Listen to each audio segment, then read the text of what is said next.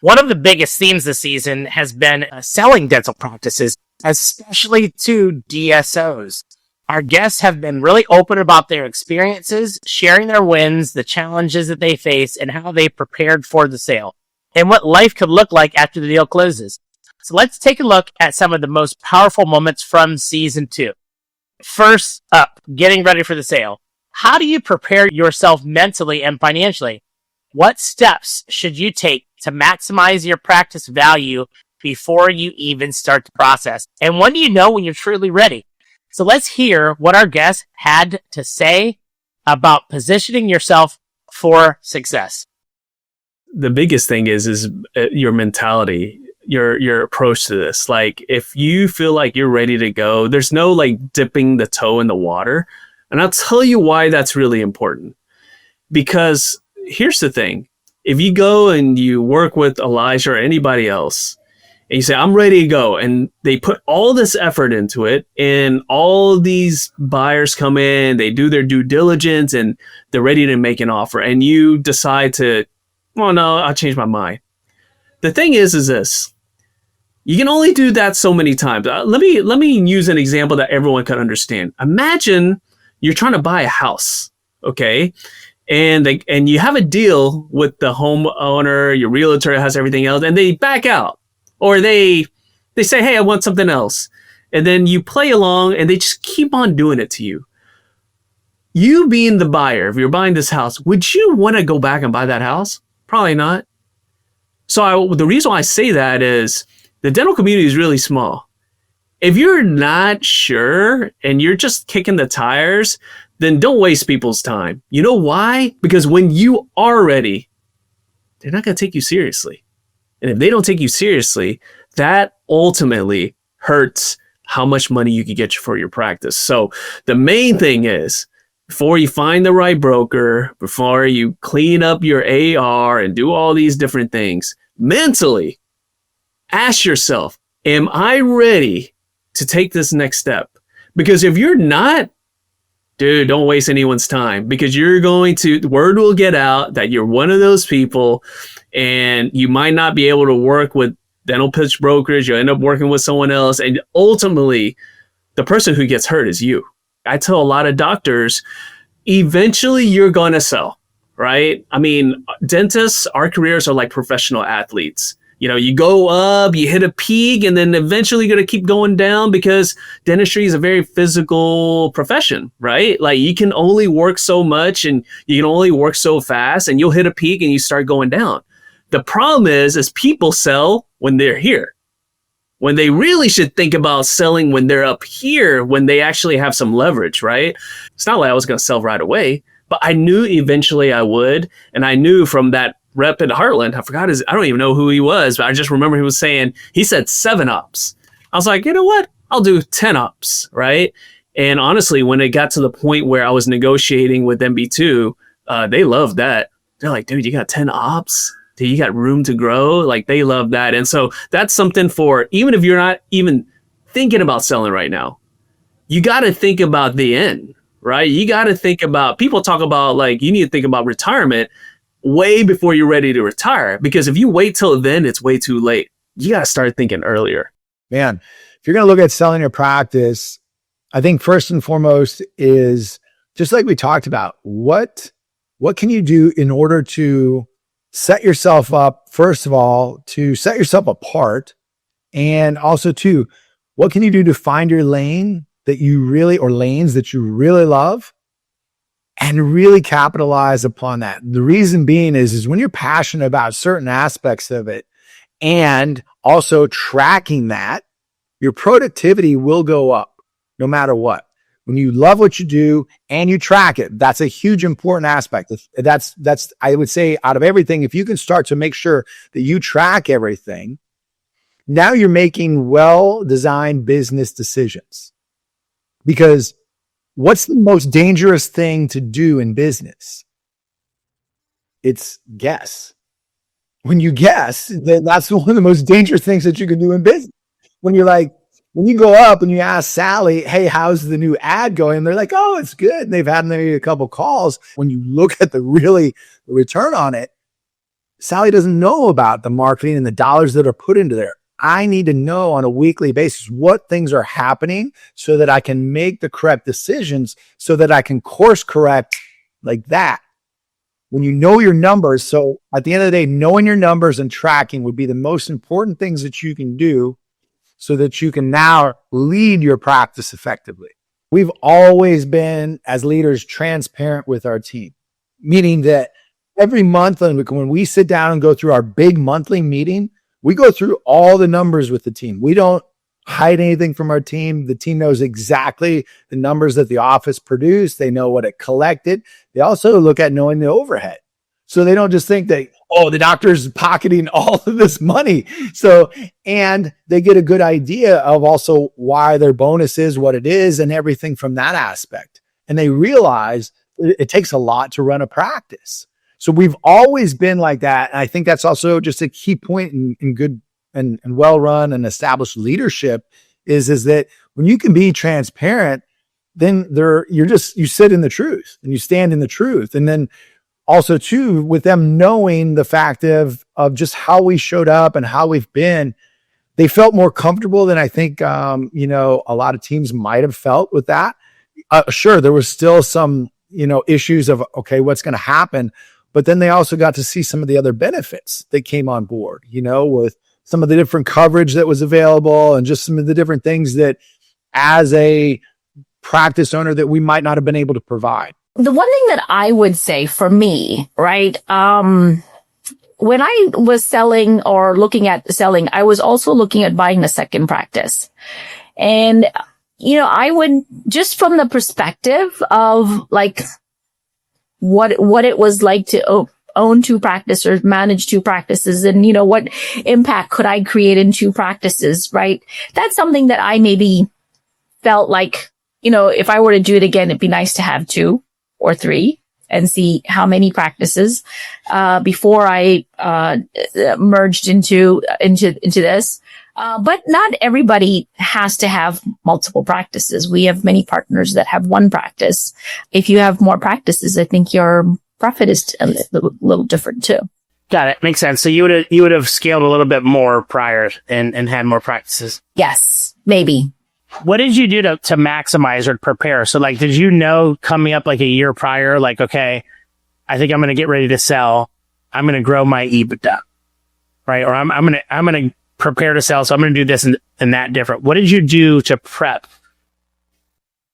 But to prep, like I was looking at different, organizations and in order to prep, I was just trying to figure out, okay, what does everyone look at?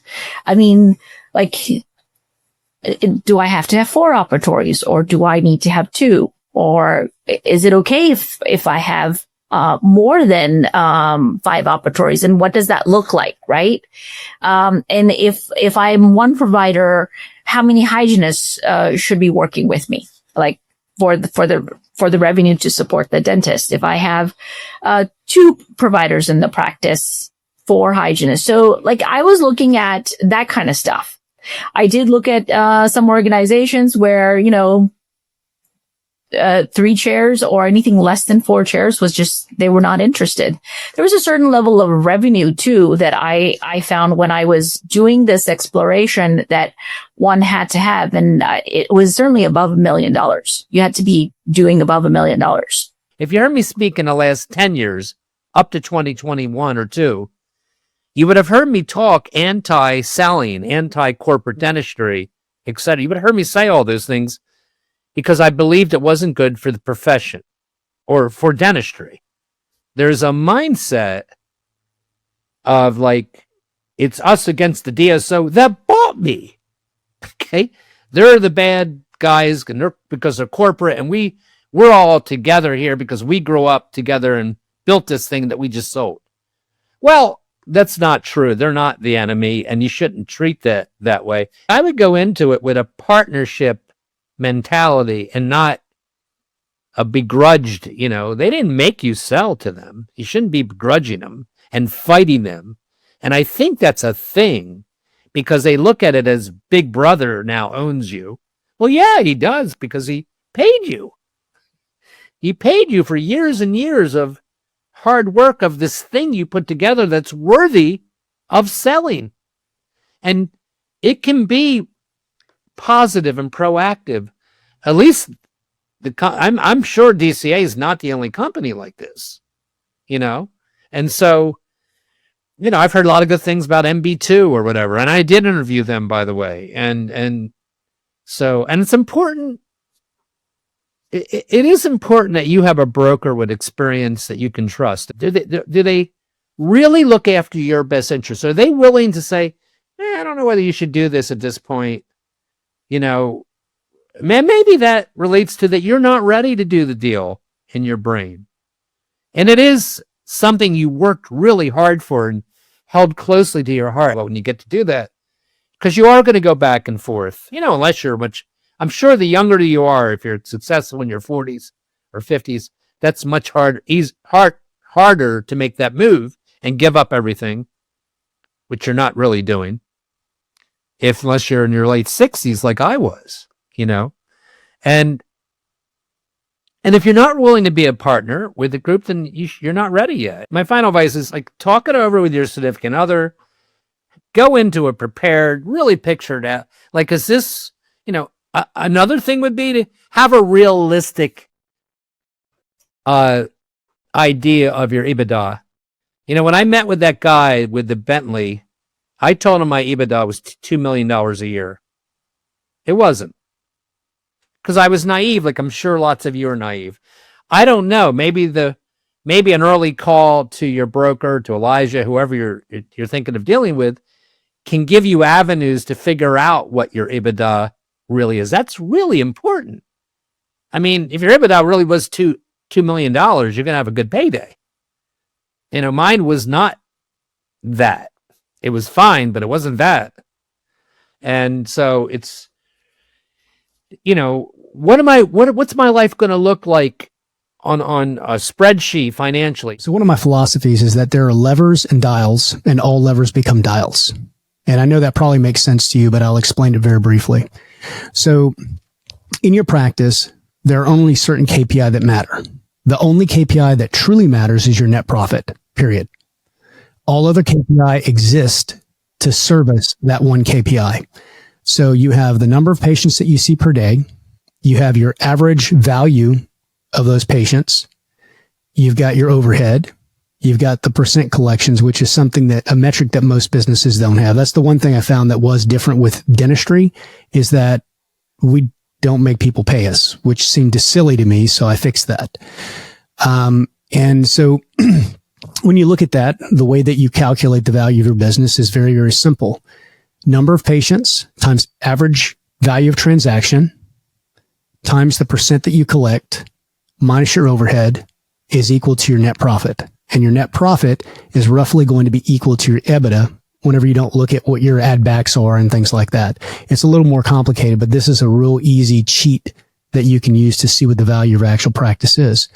And so as you adjust each one of those things, there comes a point where it's getting close to an ideal number. Well, 80-20 principle says that 20% of your effort will give you 80% of your results. And the remaining 20% of the results is going to require 80% more effort. And so the way I ran my practice and the way that I fine-tuned it for sale is I threw levers and I said, okay, I can make this change. I can see more patients until it gets hard for me to work in new patients. And then that lever becomes a dial. Can I give you something I wish I hadn't done? Yes. I was in the habit of buying things because they were shiny without thinking about ROI as much as I should. I did think about ROI. I want to be clear about that. But things like my E4D scanner and my mill, they were absolute garbage. I should have gone to a practice that was using them and looked at what their SOPs were and what their workflow was and decided on whether or not that worked with my practice. So that was about $150,000 that could have been in my pocket because it ended up in my closet of regrets. And a lot of dentists out there will know exactly what I'm talking about. We all have a closet of regrets. The piece of advice I would give, I would say to do everything with intention. Think clearly about what you want out of your practice, not just in your daily life, but in the end, in your exit. Think clearly about what you need in your personal life, because that is the only way you can find what we all like to refer to as work-life balance. And then think clearly about what you want as a CEO. Most dentists don't think of themselves as a CEO. They don't think of their business top down. They only think about it from the trenches, from the bottom up. Some great insights there. As Dr. Hoffpower just said, doing everything with intention in life, in business, and in your exit is crucial. It's interesting what he had said about looking at your business from the top down, like a CEO would. Many of us get so caught up in the day-to-day that we forget to step back and see the bigger picture. Now, hindsight is 2020, and one of the most valuable things about this season has been hearing our guests reflect honestly about what they had learned from their sales. What would they do differently if they could go back? What surprised them along the way? These are real world lessons that you need to hear. Our next set of guests share what they have learned from their experiences. I would have done a whole bunch of things differently. And that's what people want to hear. Yeah, I mean, as an orthodontist, I would have planned out EBITDA better. I would have understood it better. Okay. I know there's the book by Matt Ornstein that does a great job of explaining that. And I know but I mean, if you can get a copy of the book, man, it'll blow you away on the information in just a little tiny read. Had I known that, I would have looked at some of the expenses that we were running and thought, is this really necessary, or is this to satisfy Lou's quest for knowledge? I would have probably simplified some things along the way so that they were more standard. I had done a lot of that already, but I would have done more of that. And I would have made it more about the practice and less about me. Tell me more about that, more about the practice and less about you. Well, you know, if it's a practice that's built around an individual. Okay, got it. And you go to sell it, that individual's got to be there for you to get the goodwill associated with the practice. Whereas if the systems were set up in such a way, if we could have had a transition period, that would have been great. In our case, I think they want to do 6 months of due diligence. And at the end of the 6 months, they weren't quite done with their due diligence. I would have read the contract again if I was in retrospect, because I had a private guy come and approach me right then. And I thought, I can't sell to you because I'm already under LOI on this guy. But the problem was I wasn't, because the 6 months had gone up. I could have talked to him, and he would have been a great one. He would have probably come in and appreciated my guidance and appreciated, he would have taken it and taken it to the next level. It would have been a smoother transition. I wasn't as aware of what my options were. So know your contract is the first thing you would recommend. Know your contract and negotiate it. Because honestly, I negotiated the 2 years, and then they said, okay, it's a 2-year contract. And then they had a little clause in there that, if we need to, we can let you go within 60 days. I said, wait a sec, then it's no longer a 2-year contract. And they said, well, we need to have that flexibility. I said, okay, well, then I want that too. Okay. And they relented and gave it to me, which was a blessing to me, because I could say, you know what? I'm out. But negotiate your contract. Everything is negotiable, right? If you have the right person. And they're not going to give you everything, don't get me wrong. But you got at least ask the question and put it in the way that you want it to be. And then know it cold. Know what your options are. Know what the rules are. I did have a team of people that helped me navigate the sale. And I'll tell you, I had 2 MBAs. I had 2 financial people. I had my accountant. and my lawyer and his assistant. So I had a pretty big team of people helping me navigate the sale. They said to me, and I'll never forget the day, they said, you need to get as much of your money up front as humanly possible. And I was like, why? No, it's okay. It's okay. It's just a deal. We're going to do the deal and, I'll get the money later. They put their foot down and they said, no, we're going to get 75 minimum % of that money up front. And I said, okay, guys, if we can get it, let's get it. And we did. That meant that there was 25% of that money left behind on the table that was to be earned out in specific increments over the course of I think it was a 3-year contract. So little by little, I would have got it. It was worth it, and I would still do it again. The only thing I would do differently is I would think constructively about protection of myself, my assets, my autonomy, and the abilities that I have to bring specific metrics or goals to fruition. Trust your gut. I always say trust your gut. If you see the writing on the wall, well, read it. Right? If it's there, read it.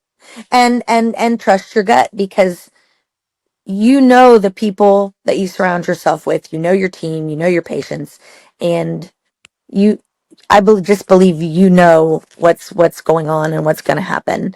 And if you can prepare for it, prevent it, great.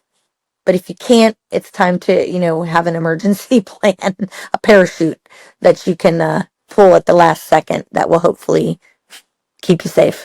I think that part of the strategy is that you have to realize change is inevitable. Your doctor is going to retire. It's going to happen. In this environment, people are going to sell practices. I think just being aware that this is coming, no matter if it's today or 10 years from now, it is coming. And I think that's part of it. And the fact that you don't think it's ever going to change, life is always changing. But I do think that growth begins outside your comfort zone. So in order to grow, you need to change. Is there anything that you would have did differently during your transition?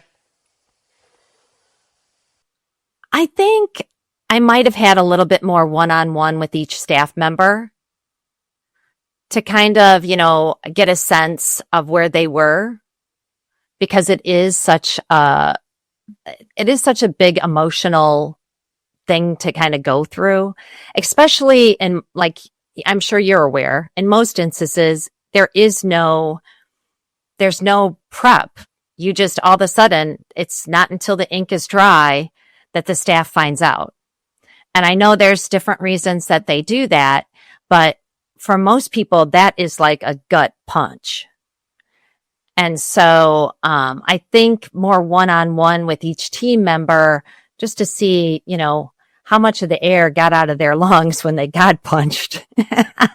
Right. And, that is a good point. Once the ink is dry, that's when they find out. And I think you started by saying, like, it's inevitable. The office is going to sell eventually. It's like, just know that it's going to happen.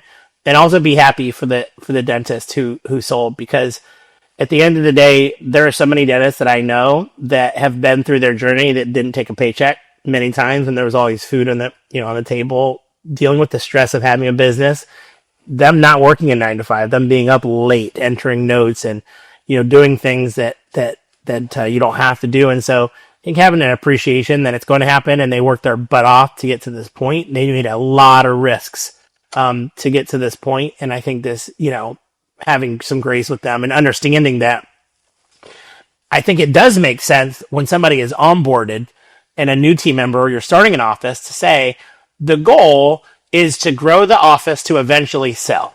I want you guys to know that. I also want you to know that you're going to be put in very good hands when I find a new partner to sell to. And, oh, by the way, I'm not leaving. I will be staying at least 3 to 5 years or more and being a team member with you. So as long as we're all, going towards the same goal and knowing this, I want you to know this early and now, because that's this dentistry. So if I was a dentist, I was an employer, and I was sitting in the seat, that's how I would handle it. maybe honestly, I probably would have called you 2 years ago. Once we kind of hit, we were done with our growth and we had kind of plateaued on like our revenue stream and everything. And it was really just slamming my head against the wall. Like, okay, how do I get it to the next level? I wasn't able to do it on my own. And so the last 3 years has just been like, okay, maybe this and it wouldn't work. And maybe this, oh, it wouldn't work. But yeah, once I'm past that growth threshold and I've got like the ideal spot without all the stress that comes after that, that's when I would have called you. I would say turn off the noise, find out what you want out of your career and out of your life. And that's the talk you and I had. He's like, okay, financially, where do you want to be? Work schedule, where do you want to be? And then we kind of worked back from there. I would say the stigma of DSOs are going to skin you alive and take you for all you're worth, I think is going away. I think a lot of people have learned their lesson trying to do business that way. And a lot of dentists are kind of traumatized from that. I feel like the industry kind of has a bad taste in their mouth. But with the way insurance reimbursement's going, the way patients are more educated than they used to be, there's a lot more resources out there.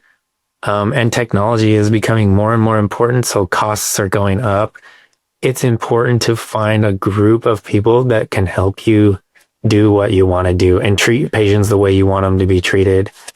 There are DSOs that focus on Medicaid. There's DSOs that are implant driven. There are DSOs that are veneer driven. I mean, you can find what you're looking for if you have somebody with the resources to be able to do that for you. I mean, you put me in contact with some of the top DSOs in the country. Because we're not like small 3-practice groups. If I asked for that, that's something you could help me find. I know you could, but you brought the heavy hitters in and you showed me. I didn't think I was worth what you told me I was worth. I thought I was going to walk out the back door one day and just say, see you later. But you really helped me, and going on stage and presenting to those people is honestly what really hit it home for me. Was like, wow, they actually do value what I've done. Even I didn't at the time.